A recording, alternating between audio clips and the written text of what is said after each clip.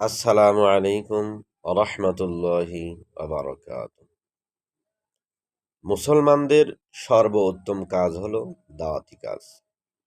আল্লাহ রাব্বুল আলামিন বলেন, বিসমিল্লাহির রহমানির রহিম, ওমান আহসানু কাওলাম মিম্মান দাআ ইলাল্লাহ ওয়া আমিলা সালিহান ওয়া ক্বালা ইন্নানী মিনাল মুসলিমিন।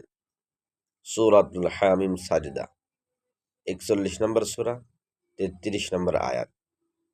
আল্লাহ রাব্বুল আলামিন বলেন, তার কথার চেয়ে আর কার কথা উত্তম হতে পারে, ভালো হতে পারে, সঠিক হতে পারে? যে ব্যক্তি আল্লাহর দিকে মানুষকে ডাকে এবং সৎ কাজ করে, আমলে সলেহ করে, নেক আমল করে এবং সে ঘোষণা করে যে আমি মুসলমানদের অন্তর্ভুক্ত।